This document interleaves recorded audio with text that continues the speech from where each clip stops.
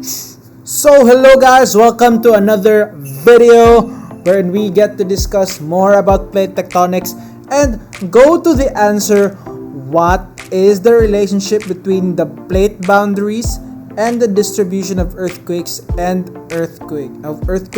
volcanoes all around the earth.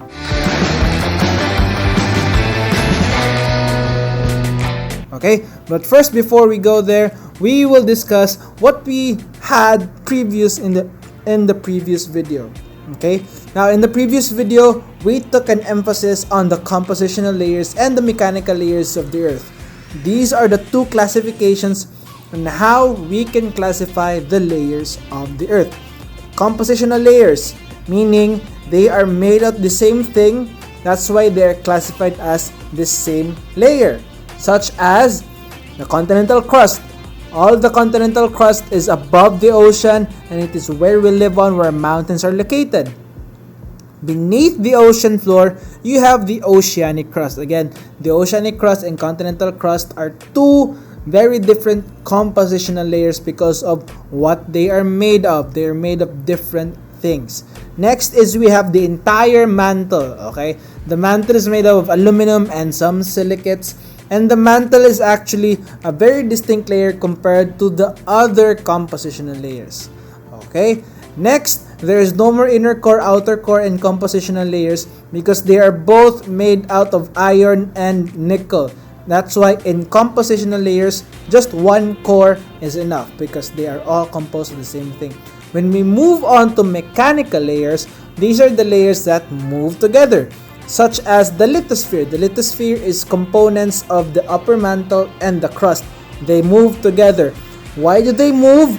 We already answered that in the last few videos about plate tectonics. Mainly, the lithosphere moves because of the convection currents in the mantle, and mainly influenced by the movement of the asthenosphere. The asthenosphere being a very plastic layer and is one of the main reasons why the lithosphere moves.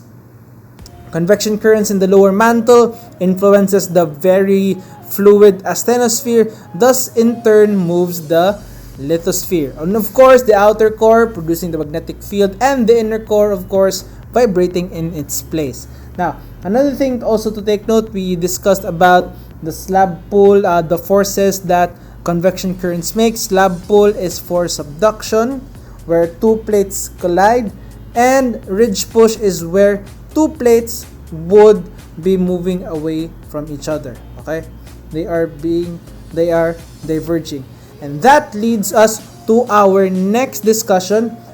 Our discussion about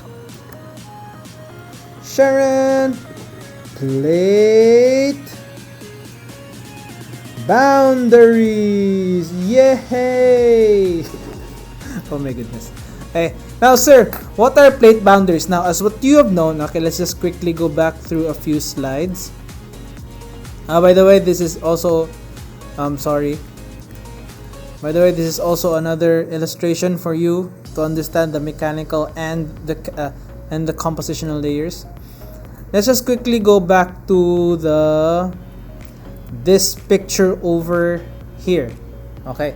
Now this picture is in your concept notes, and it illustrates the movement of the tectonic plates. Again, all of these tectonic plates, guys, they are moving independently from each other and relatively from each other. Some plates are moving towards each other, some plates are moving away from each other. Okay? And it is also really important to know that we have our own plate. It's called the Philippine plate. It's over here at the left side. We're in that tiny red shape over there is the Philippine plate. Okay, also known as the Filipino plate, as it is said there. Okay, now all of these plates over here, they are moving, and there are many ways on how they move. Previously, we discussed about ridge push and slab pull, and because of those forces, we can come up with ways, and we have also observed ways on how these plate boundaries were moving. Okay, so the first plate boundary is called the convergent boundary. Okay, we discussed that the sinking of this lithospheric plate is also known as subduction, and the main force for that influences convergent plate boundary is ridge push. Okay, now I will show you a few examples of two tectonic plates that are examples of colliding plates or convergent plate boundaries. Okay, first, as what you have seen here, okay, there are lots and lots of convergent boundaries over here, over at the Pacific plate. Now, one of the landforms that these convergent plate boundaries create are islands. Okay, now we will discuss that soon in our next discussions. But here is an example yan sa taas, good guys. Sa may Juan de Fuca plate, there are a series of islands there that's called the Aleutian Islands. And those Aleutian Islands were created because of the convergent boundary of the Pacific plate and the North American plate. Okay? Another example of those landforms is here. The Indian plate having a convergent boundary colliding with the Eurasian plate. Okay? What do you think is the landform that is created there? Indian plate and Eurasian plate. Yes, that's correct. We have the Himalayan mountain range where Mount Everest was created and is located right now. Mount Everest and the Himalayan mountain range was created by this convergent boundary wherein Indian plate collided with the Eurasian plate. Okay, now that there is the convergent boundary.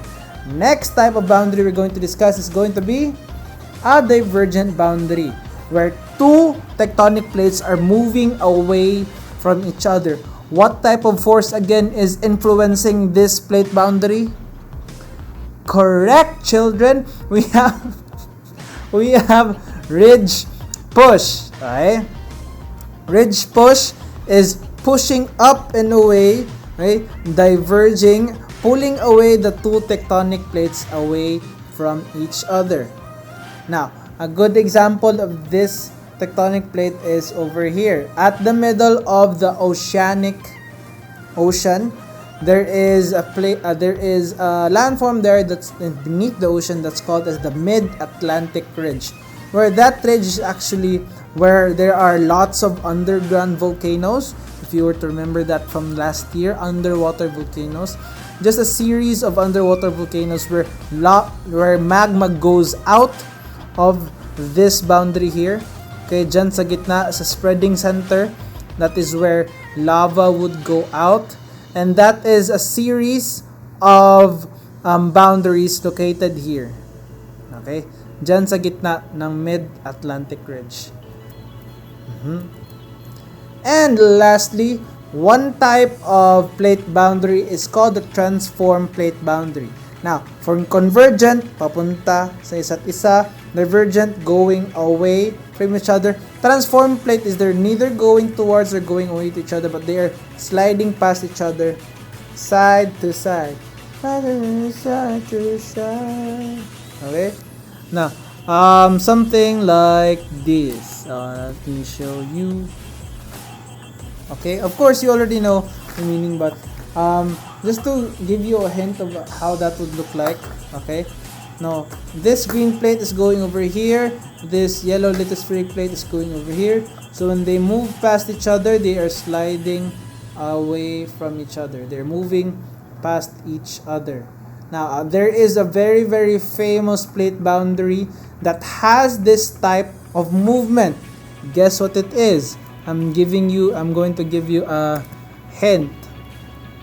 This here, that there in the middle where the North American plate is sliding past the Pacific plate. What do you think is the plate boundary there?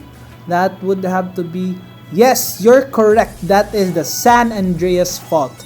That is a very, very long plate boundary wherein it slides past each other, creating really, really huge earthquakes and potentially huge earthquakes more in the future. Okay?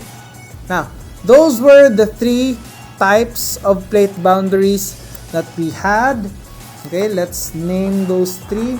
Those three plate boundaries were convergent boundary,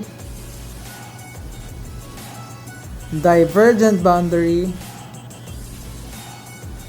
and transform fault boundary. Transform fault. Later in our future discussions, we're gonna dive in a lot deeper to all of these three boundaries and to the types of landforms that they create and how they influence us. Now, let's go to the main question that we had all this time. And that question was, what is the relationship between plate boundaries and the distribution of earthquakes and volcanoes? Before I answer that question, let's look into the full size of these pictures. Okay, where are they? Oh, there. Now, this here again is a map of all of the tectonic plates of the earth. Okay, and this map over here, both of these maps are actually in your concept notes, is a map of all of the distribution of the earthquakes and volcanoes all around the earth. Okay, as what you have known, the highlight in pink is the distribution of earthquakes, where there is a lot of frequent earthquakes. As what you know, Philippines is part of that, and then that area over at the Pacific, surrounding the Pacific Ocean, would then be called as the, yes, correct, the Pacific Ring of Fire.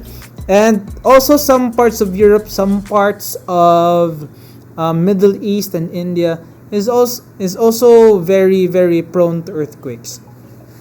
And of course, the tiny triangles that you can see are volcanoes. So, as what you would see, okay, yung lines dyan sa earthquake and volcanic distribution are actually where you would see the tectonic plates. Okay, so we could just use this picture over here as reference to know the relationship between to know the relationship between tectonic plates and earthquake distribution and volcanic activity. Okay, so let me explain why. Now, in plate boundaries, that is where there is most tectonic activity. Let me repeat that again. In these plate boundaries, that is where there is most tectonic plate movement. Okay, in these boundaries, there's divergent boundaries, there's convergent boundaries, there's transform fault boundaries. So there is more movement in these boundaries. But if you're in the middle of the tectonic plate, let's say you're in the middle of the Eurasian plate, somewhere in Russia, okay, there is barely any earthquake and there is barely any volcanoes that gonna be there because you are far away from plate boundaries. Another thing too, you are in the middle of the African plate, you're in the middle of Africa. You hardly experience any earthquakes or any volcanic eruptions.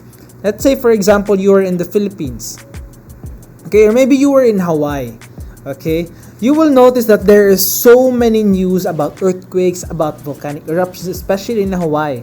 Also, in some parts of North America, some parts of South America, there is frequently news about earthquakes and volcanic eruptions. Lately, Indonesia, the volcano Indonesia just erupted. Last year, Mayon volcano just erupted. Also, this year, Taal volcano erupted. There is so much frequent news about earthquakes and volcanoes once you are near a plate boundary. Going to other countries, Iceland, Greenland, Russia, UK, Australia, do you hardly hear any earthquake news about them or any volcanic eruptions that recently happened? Wala, di ba masyado?